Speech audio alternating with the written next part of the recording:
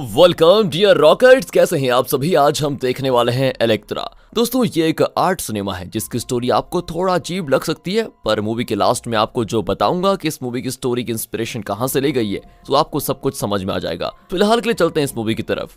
Movie की शुरुआत में हम एक चर्च के फादर को देखते हैं जो कि किसी के फ्यूनरल में जाने वाले हैं। तभी उन्हें पीटर नाम के एक बंदे का फोन आता है जो कि फादर से कहता है मुझे आपसे कुछ जरूरी बात करनी है। जिस पर फादर कहते हैं कि ठीक है, मैं बस निकल ही रहा हूँ, आकर तुमसे बात करता हूँ। असल में अमारथ नाम की एक फैमिली के मुखिया जिसका नाम अब्राहम है, उसकी मौत हो गई है। उसकी बीवी का नाम डायना है। दोनों की एक बेटी है जिसका नाम इलेक्ट्रा है और बेटा एडविन है। इसमें से इनका बेटा एडविन इस वक्त श्रीलंका में अमरात परिवार के बिजनेस को देख रहा है जो कि किसी भी वक्त अपने पिता के फ्यूनरल में आता ही होगा। एंड बात करें पीटर की तो वो एक पुलिस ऑफिसर होने के साथ अमरात परिवार का पड़ोसी भी है। इस वक्त पीटर और उसकी बहन लॉरा ही इस पूरे परिवार को संभाल रही है, खास करके अब्राहम की बीवी डायना को, जिसका रो रो कर बुरा हाल हो गया है। यहाँ हम एक और चीज नोटिस करते हैं कि इलेक्ट्रा न जाने क्यों अपनी माँ को बिल्कुल पसंद नहीं करती। दोनों ही माँ बेटी एक दूसरे को किसी दुश्मन की तरह देखती हैं। इधर फादर जब आते हैं तो पीटर उससे बताता है कि अब्राहम की मौत के बारे में पता चलने से पहले मुझे एक फोन आया था। दूसरी तरफ जो भी आदमी था उसने कहा कि अब्राहम की मौत हो गई है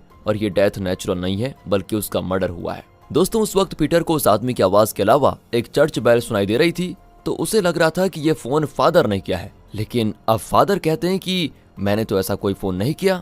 दूसरी ओर इलेक्ट्रा डायना से अकेले में बोलती है तुम जो चाहती थी ना तुमने आखिर कर ही लिया ना। जब तुम्हें पापा से प्यार नहीं था तो तुमने उन्हें मुझसे दूर क्यों किया। एंड उसकी इस बात पे डायना बोलती है मैंने दूर किया, बदला तो तुमने लिया है मेरे बेटे एडविन को मुझसे दूर करके। तुमने उसे अब्राहम के साथ बिजनेस को संभालने का आइडिया दिया, सारा दिमाग तुम्हारा था। अब इलेक्ट्रा जवाब देती है मैंने आपको सुधारने का मौका दिया था लेकिन आपने तो पापा की जान ले ली। आने दीजिए एडविन को, उसको मैं सब कुछ बता दूंगी, मेरे पास सबूत भी है। एंड ये कहकर इलेक्ट्रा डायना को एक दवा के शीशे दिखाती है जिसमें डायना अपनी दवाइयां रखती थी। यहाँ पर एडविन के आने का इंतजार हो रहा होता है। इसी बीच पीटर अब्राहम के डॉक्टर से पूछता है कि क्या आपने अब्राहम की बॉडी में कुछ अजीब नोटिस किया। इस पर वो डॉक्टर कहता है कि नहीं, ऐसा तो कुछ भी नहीं है। असल में अब्राहम ने मुझे बताया था कि जब वो कोलंबो में था तो उसे उस समय हार्ट अटैक आया था। हो सकता है कि वो अपनी दवाइयां ठीक से नहीं लेता था, इसी वजह से यह हो गया। इसी के साथ कहानी फ्लैशबैक में जाती है जहाँ पर हम अब्राहम को देखते हैं। वो काफी दिनों के बाद अपने घर आया था, जिसको देखकर इलेक्ट्रा काफी खुश भी होती है और वह तुरंत अब्राहम को गले लगा लेती है। लेकिन यहाँ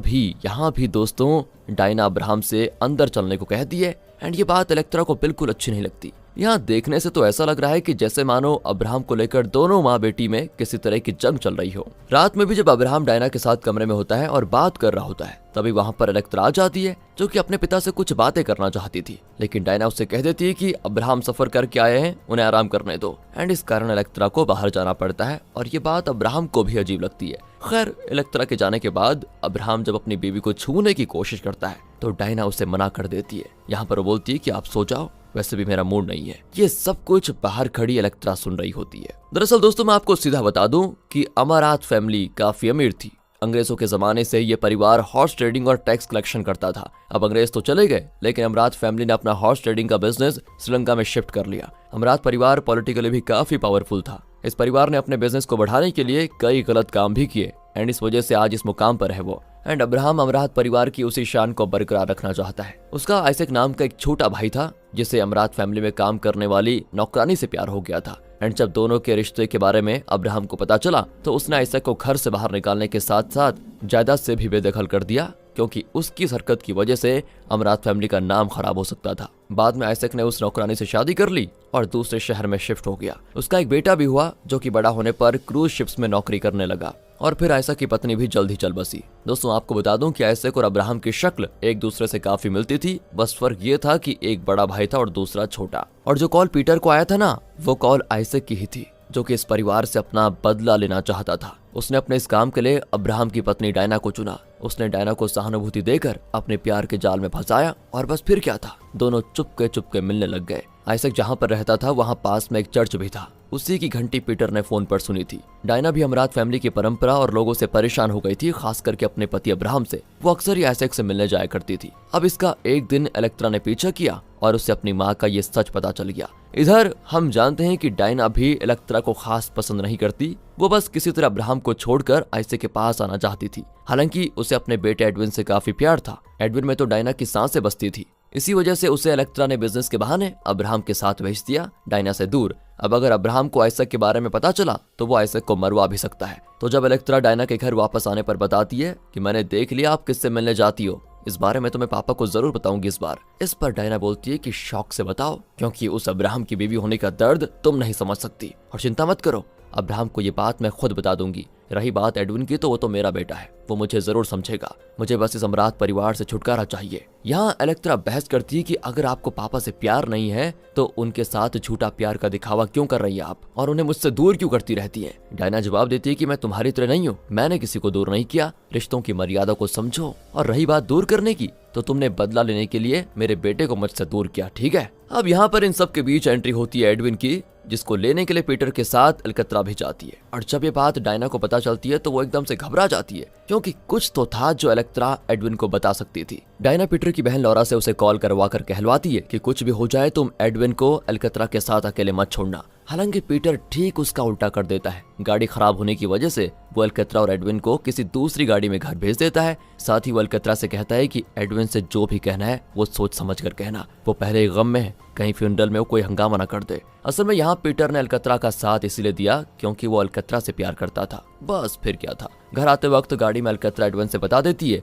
कि पापा का मर्डर हुआ है और उनका खून किसी और ने नहीं बल्कि माँ ने किया है। और ये बात सुनकर एडविन एकदम से शॉक हो जाता है। अब हमें वो रात दिखाई जाती है जब अब्राहम की मौत हुई थी। पहले अब्राहम को बातों ही बातों में डायना ने बता दिया था कि वो आइजैक के साथ रिलेशनशिप में है। इस बात को सुनते ही अब्राहम को अटैक आ गया और उसने डायना से अपनी दवा मंगवाई, जिस पर डायना ने उसको जानबूझकर अपनी नींद की गोलियां दे दी और उसे खाते अब्राहम की हालत और बिगड़ गई। इस पर अब्राहम ने अलकतरा को आवाज दी और उसके आने पर उसने बताया कि मेरी मौत के कारण बेटी तुम्हारी माँ है, उसने मेरी दवाइयां बदल दी। एंड इस पॉइंट पर अलकतरा को वो दवा की शीशी भी मिलती है जो कि डायना की थी। यहाँ पर डायना तो ऐसा शो कर रही थी कि उसने अब्राहम को गलती से अपनी दवाइयां दे दी, ना कि उसने जानबूझकर किया, क्योंकि वो भी रोते रोते बेहोश हो गई थी ना दोस्तों, इसीलिए। हालांकि सबूत तो अलकतरा के पास था। इसी के बारे में अलकतरा एडविन से बताते हुए कहती है, जिसने माँ से पापा को मरवाया हमें उसको सजा देनी ही चाहिए। फिलहाल तो ये लोग घर पहुंच जाते हैं, जहाँ पर जब डायना देखती है कि अलकतरा एडविन के साथ अकेले आ रही है, बस तो वो समझ जाती है कि अलकतरा ने एडविन को सब कुछ बता दिया होगा।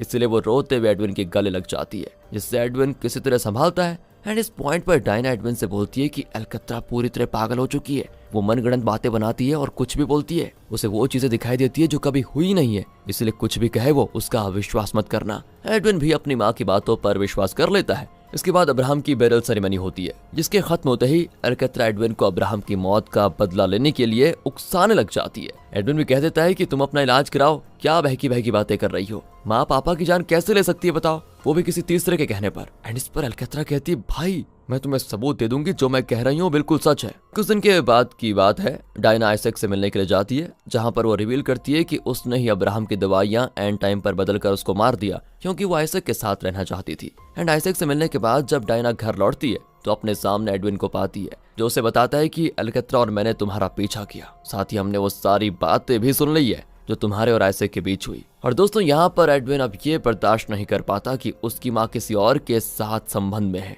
इसलिए दोस्तों जब आइजैक से मिलकर डायना घर आ गई थी तब अलकतरा ने एडविन को उकसाया और उसने आइजैक को गोली मारकर मौत के घाट उतार दिया। आइजैक की मौत के बारे में पता लगते ही डायना जोर जोर से रोने लग जाती है और इस पॉइंट पर अलकतरा उससे कहती है, आपकी अब यही सजा है कि आप अपने पछतावे के साथ घुट घुट कर जिए। मैंने और एडविन ने उस आदमी को सजा दे दी है जिसने आपका इस्तेमाल करके पापा की जान ली। यहाँ पर सीन कट होता है और मूवी 3 महीने का टाइम जंप लेती है। हम देखते हैं कि अलकतरा और एडविन अब गोवा आ गए हैं, जहाँ एडविन तो बिल्कुल खुश नहीं है, लेकिन अलकतरा काफी खुश है, मजे कर रही है। एडविन ने पिछले दिनों जो भी किया उससे उसका पछतावा खाई जा रहा होता है, जिस बारे में जब अलकतरा को पता चलता है तो वो उसको संभालती है। दरअसल दोस्तों यहाँ एडविन को पछतावा आइजैक को मारने का नहीं, बल्कि उसे पछतावा इस बात का था कि जब डायना को आइजैक की मौत का पता चला तो डायना ने भी अपनी जान दे दी। एडविन को लग रहा होता है कि उसने अपनी माँ की जान ली है और वो खुद को दोषी मान रहा होता है। वहीं अलकतरा उसको संभाल रही होती है कि तुमने जो भी किया वो सही था।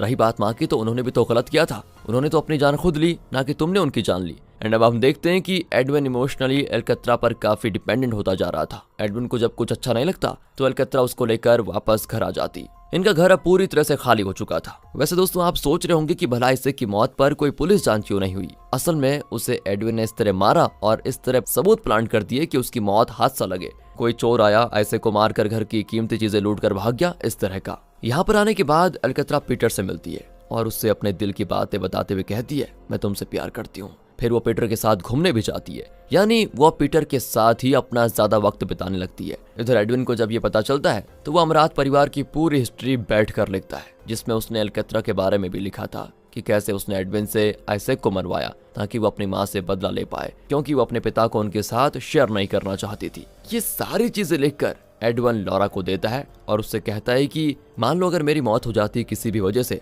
तो तुम ये मेरा लिखा हुआ सब कुछ पीटर को दे देना। जब एडविन लॉरा को सारे पेपर्स दे रहा होता है तभी वहां पर अलकतरा आ जाती है, जो कि लॉरा से वो पेपर्स छीनने लगती है, क्योंकि वो नहीं चाहती थी कि पीटर को कुछ भी पता लगे, क्योंकि वो पीटर के साथ इस घर को और उसकी यादों को छोड़कर कहीं दूर जाना चाहती थी। यहाँ जब लॉरा उसे ये पेपर्स नहीं देती तो अलकतरा एडविन से कहती है कि इससे बोलो पेपर्स दे दो, बदले में तुम जैसा कहोगे मैं करूंगी। एंड ये बात सुनते ही एडविन लॉरा को पेपर्स अलकतरा के हवाले करने के लिए बोल देता है, जिससे डरकर लॉरा वहां से चली जाती है। उसके जाने के बाद एडविन अलकतरा से कहता है कि तुमने कहा था मैं जैसा कहूंगा तुम करोगी, है ना? तो मैं चाहता हूँ कि तुम पीटर को छोड़ दो और मेरे साथ रहो। मैंने तो तुम्हें कभी अपनी बहन की नजर से देखा भी नहीं। यहाँ अलकतरा ये सुनते एडविन से कहती है कि तुम मेरे भाई होकर ऐसे कैसे सोच सकते हो? तुम्हें तो माँ की तरह खुद की जान देनी चाहिए। मतलब दोस्तों वो एडविन को यहाँ पर काफी जलील करती है और फिर रात में एडविन अलकतरा को फिर से पीटर के साथ देखता है और ये देखकर वो कार लेकर बाहर निकल जाता है। गाड़ी की आवाज जब पीटर सुनता है तो वो एडविन का पीछा करता है, जो कि गाड़ी का एक्सीडेंट करवाकर अपनी जान दे देता है।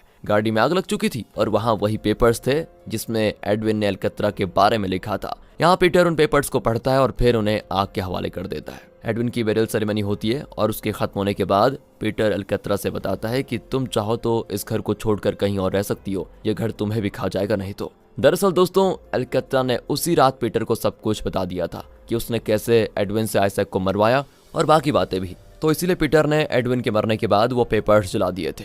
उसे सब कुछ मालूम था। पीटर अलकतरा के साथ चलने के लिए रेडी हो जाता है, जिस पर अलकतरा कहती है कि अब मैं और नहीं भागना चाहती। जैसे एडविन और माँ ने अपनी जान दी है, मैं वो कदम भी नहीं उठाऊंगी। अगर मैंने गलत किया है तो अपनी सजा को फेस करूंगी, उससे बचने की कोशिश नहीं करूंगी। इतना कहकर अलकतरा घर के अंदर चली जाती है और इसी के साथ ये मूवी होती है खत्म। दोस्तों इस मूवी की कहानी अलकतरा नाम के एक ग्रीक माइथोलॉजिकल कैरेक्टर पर बेस्ड है। देखो ये मैं इसको अलकतरा बोल रहा हूँ, इसका असली प्रोनाउंसिएशन पता नहीं क्या है, अगर गलत हो गया होगा तो उसके लिए सॉरी। और इसके जो पिता थे उन्होंने सुंदर लड़की से दूसरी शादी की और अलकतरा अपने पिता के प्रति थोड़ा अट्रैक्टेड हुई थी, जिस कारण उसने अपने ही भाई से अपनी नई माँ को मरवा दिया था। इसी ग्रीक कहानी से एक दिमागी बीमारी को भी नाम दिया गया है, जिसे अलकतरा सिंड्रोम बोला जाता है। ये दिमाग की ऐसी स्थिति है जिसके तहत बेटे को अपने पिता और बेटे को अपनी माँ या बहन से प्यार हो जाता है। तो अब आप समझ गए होंगे कि इस मूवी की कहानी आखिर क्या कहना चाह रही थी। प्रॉब्लम सिर्फ अलकतरा में थी, जिसने अपनी दिमागी फितूर के कारण सारे परिवार को खत्म कर दिया। पता नहीं आप इस मूवी के बारे में क्या कहेंगे, लेकिन मूवी तो मूवी है। मिलते हैं अगली वीडियो में, ध्यान रखेगा अपना and finally thanks for watching.